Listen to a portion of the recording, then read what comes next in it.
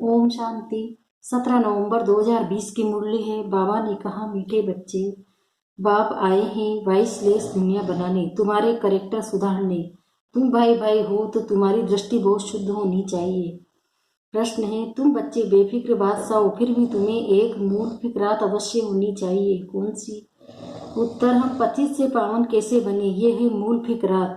ऐसा न हो बाप का बनकर फिर बाप के आगे सजाएं खानी पड़े, सजाओं से छूटने की फिक्रात रहे, नहीं तो उस समय बहुत लज्जा आएगी। बाकी तुम बेपरवाह बादशाह हो, सबको बाप का परिचय देना है। कोई समझता है तो बेहद का मालिक बनता, नहीं समझता है तो उसकी तकदीर तुम्हें परवाह नहीं। ओम शांति। रूहानी बाप जिनका नाम शिव है, वो बैठ अपने बच्चों को समझाते हैं। रूहानी बाप सभी का एक ही है। पहले पहले ये बात समझानी है तो फिर आगे समझाना सहज होगा। अगर बाप का परिचय ही नहीं मिला होगा तो प्रश्न करते रहेंगे। पहले पहले तो ये निश्चय कराना है, सारी दुनिया को ये पता नहीं है कि गीता का भगवान कौन है। वह कृष्ण के लिए कह देते, हम कहते परम पिता परमात्मा शिव गीता का भगवान है, वही ज्ञान का सागर है। मुख्य सर्व शस्त्र मई शिरोमणि गीता भगवान के लिए ही कहते हैं।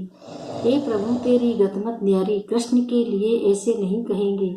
बाप जो सत्य है वह जरूर सत्य ही सुनाएंगे। दुनिया पहले नई सत्व प्रधान थी, अभी दुनिया पुरानी तमो प्रधान है।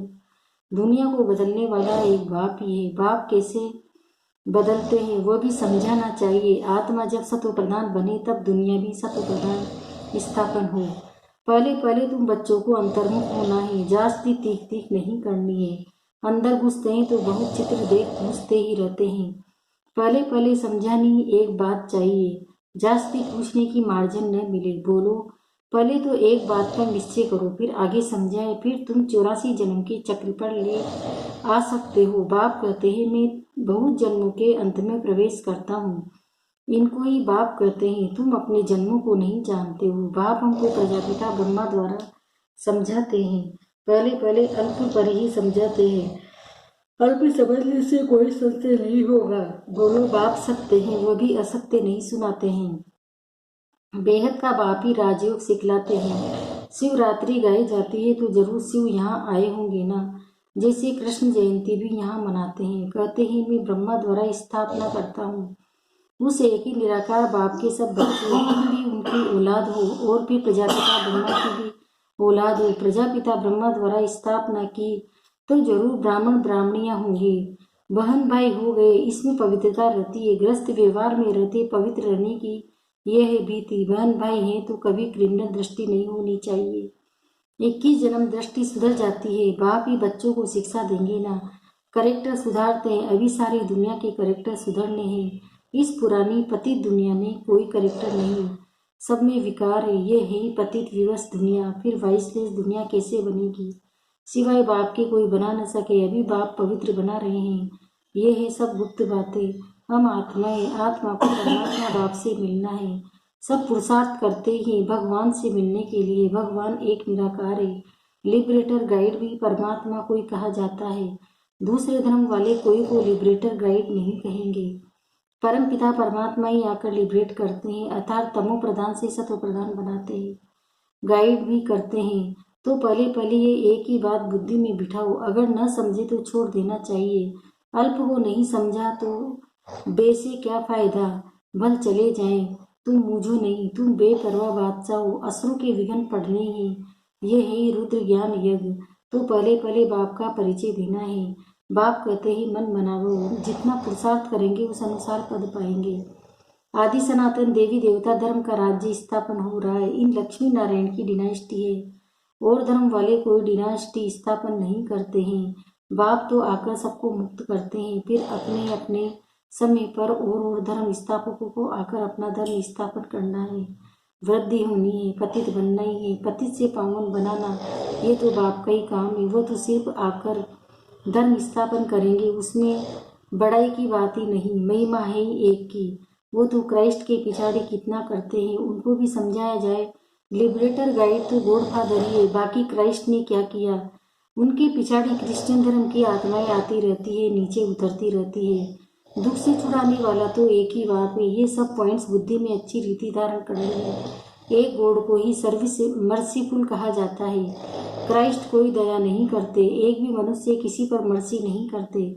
मर्सी होती है बेहद की, एक बाप ही सब पर रहम करते हैं। सतयुग में सब सुख शांति में रहते हैं, दुख की बात ही नहीं। बच्चे एक बात अल्प पर किसी को निश्चय कराते नहीं, और बातों में चले जाते हैं, फिर कहते गला ही खराब हो गया, पहले पहले बाप का परिचय देना है। तुम और बातों में जाओ ही नहीं, बोलो बाप तो सत्य बोलेंगे ना, हम बीके को बाप ही सुनाते हैं। ये चित्र सब उसने बनवाए हैं, इसमें संशय नहीं लाना चाहिए। संशय बुद्धि विनशंति, पहले तुम अपने को आत्मा समझ बाप को याद करो, तो विकर्म विनाश होंगे और कोई उपाय नहीं है। पतित पावन तो एक ही है ना। बाप कहते हैं देह के सब संबंध छोड़ मामेकम याद करो। बाप जिसमें प्रवेश करते हैं उनको फिर पुरुषार्थ का सत्व प्रधान बनना है, बनेंगे पुरुषार्थ से। फिर ब्रह्मा और विष्णु का कनेक्शन भी बताते हैं।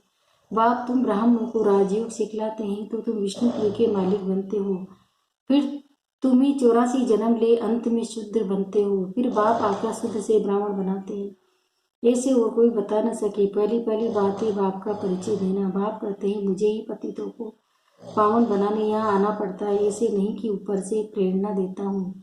इनका ही नाम है भागीरथ, तो जरूर इसमें ही प्रवेश करेंगे। ये है भी बहुत जन्मों के अंत का जन्म भी सत्व प्रधान बनते हैं। उसके लिए बाप युक्ति बताते हैं कि अपने को आत्मा समझ मामेकम याद करो।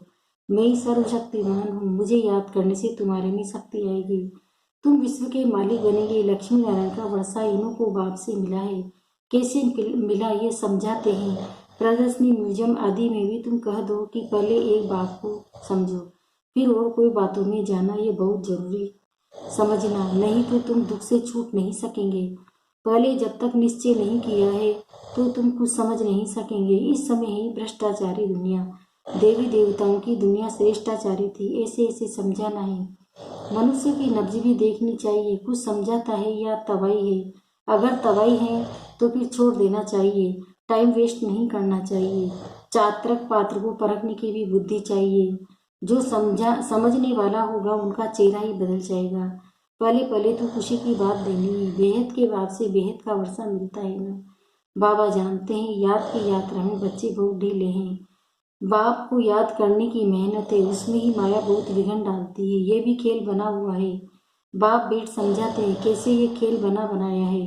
दुनिया के मनुष्य तो रिंचक भी नहीं जानते। बाप की याद में रहने से तुम किसी को समझाने में भी एक रस होंगे, नहीं तो कुछ न कुछ कमी निकालते रहेंगे।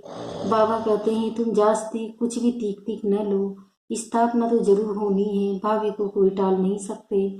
उल्लास में रहना चाहिए। बाप से हम बेहद का वर्षा ले रहे हैं। बाप कहते हैं मामेकम याद करो, बहुत प्रेम से बैठ समझाना है। बाप को याद करते प्रेम में आंसू आ जाने चाहिए। और तो सभी संबंध है कलयुगी, ये है रूहानी बाप का संबंध। ये तुम्हारे आंसू भी विजय माला के दाने बनते हैं, बहुत थोड़े हैं जो ऐसा प्रेम से बाप को याद करते हैं। कोशिश कर जितना हो सके अपना टाइम निकाल अपने भविष्य को ऊंचा बनाना चाहिए। प्रदर्शनी में इतने ढेर बच्चे नहीं होने चाहिए, न इतने चित्रों की दरकार है। नंबर 1 चित्र है गीता का भगवान कौन, उसके बाजू में लक्ष्मी नारायण का सीडी का, बस। बाकी इतने चित्र कोई काम के नहीं। तुम बच्चों को जितना हो सके याद की यात्रा को बढ़ाना है। मूल फिक्रात रखनी है कि पतित से पावन कैसे बने, बाबा का बनकर और फिर बाबा के आगे जाकर सजा खाए। ये तो बड़ी दुर्गति की बात है। अभी याद की यात्रा पर नहीं रहेंगे तो फिर बाप के आगे सजा खाने समय बहुत बहुत लज्जा आएगी। सजा न खानी पड़े, ये सबसे जास्ती की याद रखना है। तुम रूप भी हो बसंत भी हो। बाबा भी कहते हैं मैं रूप भी हूँ बसंत भी हूँ, छोटी सी बिंदु हूँ और फिर ज्ञान का सागर भी हूँ। तुम्हारी आत्मा में सारा ज्ञान भरते हैं। 84 जन्मों का सारा राज तुम्हारी बुद्धि में है। तुम ज्ञान का स्वरूप बन ज्ञान की वर्षा करते हो। ज्ञान का एक एक रतन निकलना कितना अमूल्य है, इनकी वैल्यू कोई कर न सके। इसलिए बाबा कहते हैं पद्मा पदम भाग्यशाली, तुम्हारे चरणों में पदम की निशानी दिखाते हैं।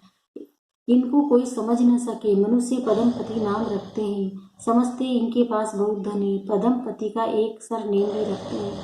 बाप सब बातें समझाते हैं, फिर कहते हैं मूल बातें बाप को और 84 के चक्र को याद करो। ये नॉलेज भारतवासियों के लिए ही है। तुम भी 84 जन्म लेते हो, ये भी समझ की बात है ना। और कोई सन्यासी आदि को 100 चक्रधार भी नहीं कहेंगे। देवताओं को भी नहीं कहेंगे, देवताओं में ज्ञान होता ही नहीं। तुम कहेंगे हमारे में सारा ज्ञान ही लक्ष्मी नारायण में नहीं है। बाप तो यथार्थ बात समझाते हैं ना, ये ज्ञान बड़ा वंडरफुल है। तुम कितने गुप्त स्टूडेंट हो। तुम कहेंगे हम पाठशाला में जाते हैं, भगवान हमको पढ़ाते हैं। एम ऑब्जेक्ट क्या है, हम ये लक्ष्मी नारायण बनेंगे। मनुष्य सुनकर वंडर खाएंगे। हम अपने हेड ऑफिस में जाते हैं, क्या पढ़ाते हो। मनुष्य से देवता, बेगर से प्रिंस बनने की पढ़ाई पढ़ रहे हो। तुम्हारे चित्र भी फर्स्ट क्लास है। धन दान भी हमेशा पात्र को किया जाता है। पात्र तुमको कहो मिलेंगे, कहाँ मिलेंगे? शिव के, लक्ष्मी के, नारायण के, राम सीता के मंदिरों में। वहाँ जाकर तुम उन्हों की सेवा करो, अपना टाइम वेस्ट नहीं करो। गंगा नहीं नदी पर भी जाकर तुम समझाओ, पतित पावनी गंगा या परमपिता परमात्मा है। स्वर्ग की सदगति या पानी करेगा या बेहद का बाप करेगा। तुम इस पर अच्छी रीति समझा सकते हो। विश्व का मालिक बनने का रास्ता बताते हो, दान करते हो। कोड़ी जैसे मनुष्य को हीरे जैसा विश्व का मालिक बनाते हो। भारत विश्व का मालिक था न। तुम ब्राह्मणों का देवताओं से भी उत्तम कुल है, ये बाबा तो समझते हैं। मैं बाप का एक ही सिकिल्दा बच्चा हूँ। बाबा ने हमारा ये शरीर लोन पर लिया है। तुम्हारे सिवाय और कोई भी ये सब बातें समझ न सके। बाबा की हमारे पर सवारी की हुई है। हमने बाबा को पुल्ले पर बिठाया है, अर्थात शरीर दिया है कि सर्विस करो। उनका एवजा फिर ये कितना देते हैं, जो हमको सबसे ऊंच कंधे पर चढ़ाते हैं, नंबर 1 ले जाते हैं।